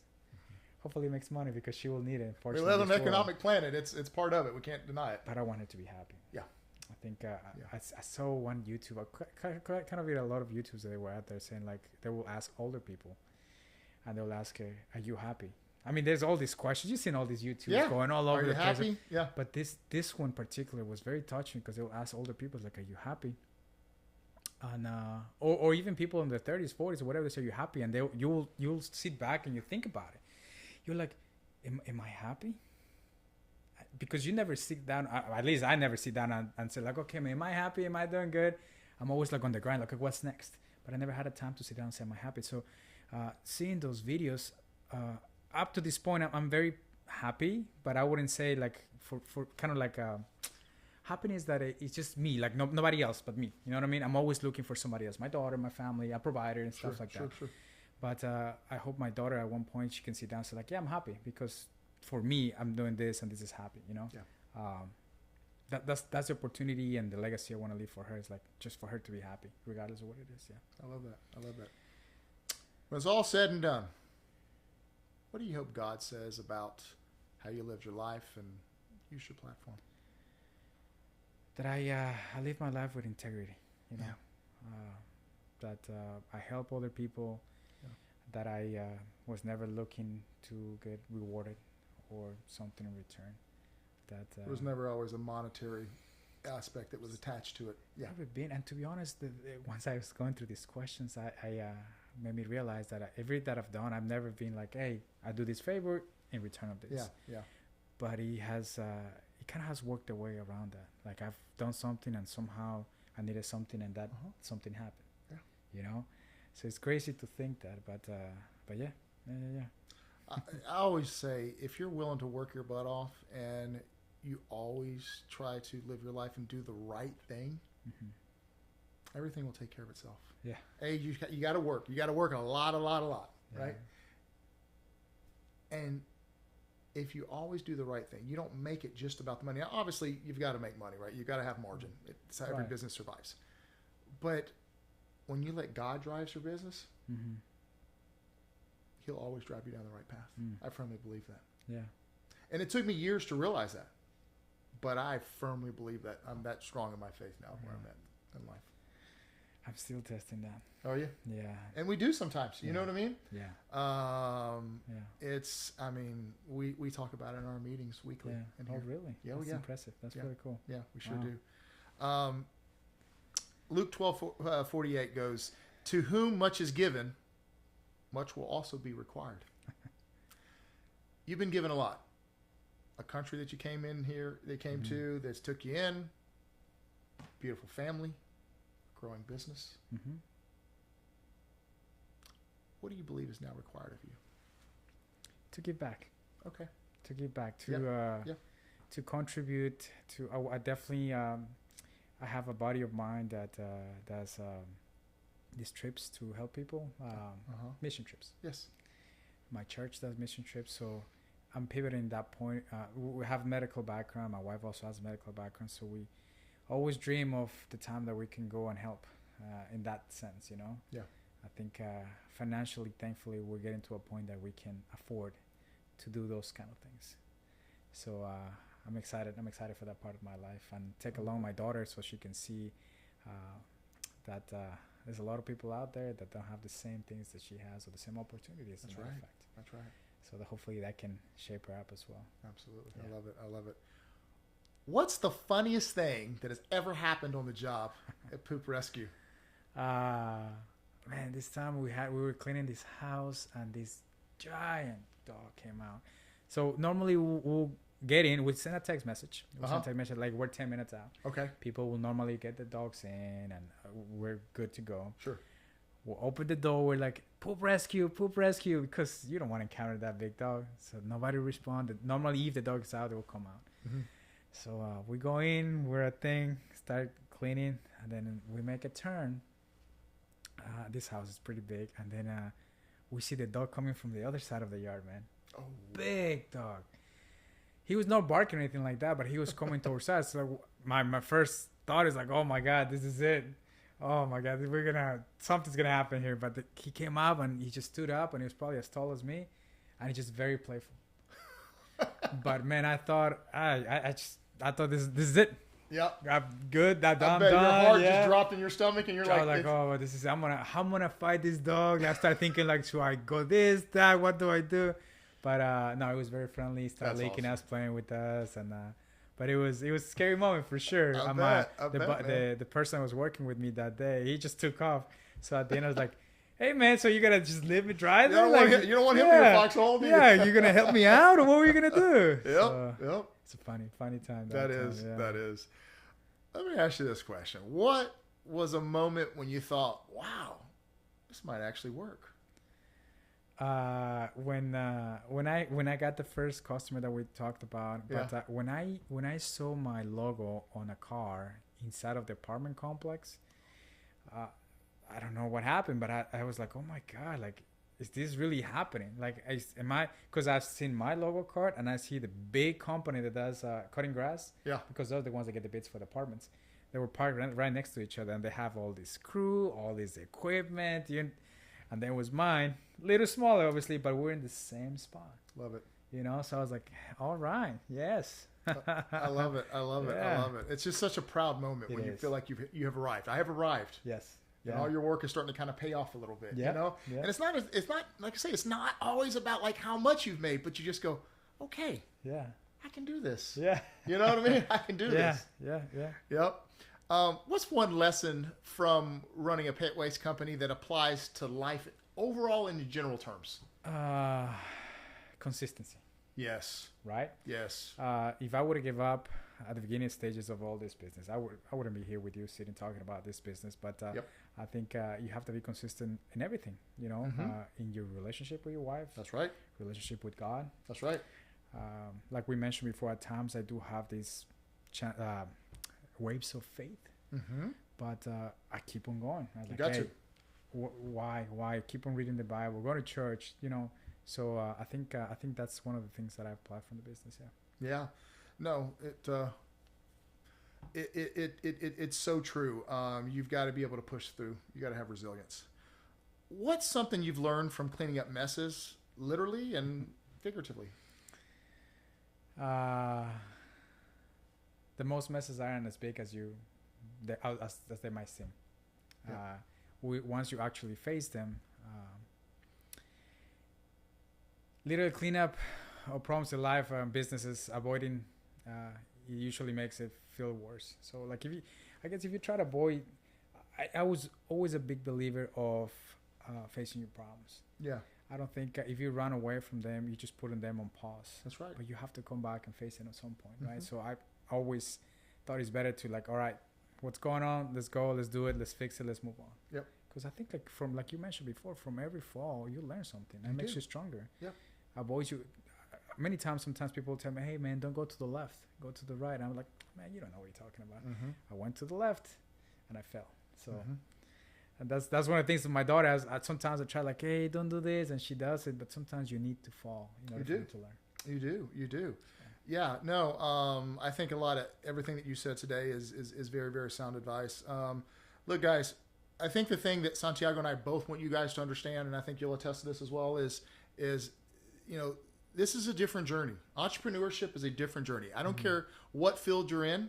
And especially if you're in entrepreneurship in the sense of you go through startup, you grow that organization. It is a different lifestyle. It is a different choice that you make. It requires consistency, like you said, showing up every single day, even when you don't want to. Yeah. Maybe you need to throw on some David Goggins, and he tells you, get your butt up, in the morning. Yes, sir. I don't care how cold it is. I need you to do it. And just always understand that gratification, it comes much, much later. The other element is this that I do want to touch on, and you hit on it maybe just a little bit, but I want to go a little bit more granular here, is typically in business, things come in waves. And what I mean by that is we talk about peaks and valleys and things like that. What I'm referring to is you might get 2, 3, 4, 5, 6, 7, 8 new customers at one time, and then you might go a month or two and not get anybody. Yeah. Right? Like, things come in these waves, right? They come in these peaks and these valleys. And you have to understand that maybe if you're in a valley right now, just give it a little more time. Yeah. And I promise you, if you keep your head down, you limit your distractions, you're focused on what you're doing, I assure you that it will come. Yeah. And keep God first with everything that you're doing. Yes, sir. Anything else you want to tell everybody in the audience or whatever on your way out right now? And any advice you can kind of give anyone that's maybe on the fence or don't know what pathway to go? I think I just want to say that this country has provided a lot to me. I'm very thankful. There's a country of opportunities. People don't know what a third country is. Even to the day, I have friends that they still live with their parents. You have a great country for great opportunities. You just have to choose to go get it. They're out there. So, yeah. Sound advice. Santiago, I want to thank you for coming on the show today. Yeah. It's been absolutely delightful. Hopefully you guys got to enjoy everything we talked about today. Maybe pull a couple nuggets out of it. This is Entrepreneurial Blueprint Podcast. I'm Dr. Jake Latimer. Once again, this is Santiago Flores with Poop Rescue right here in the Woodlands, Texas. If you need some poop picked up, some waste picked up, I highly recommend this gentleman right here. Thank you. And yeah, thank you again for coming on the show. Thanks, sir. Appreciate it. And God bless everybody. Thank you. See you guys, everybody.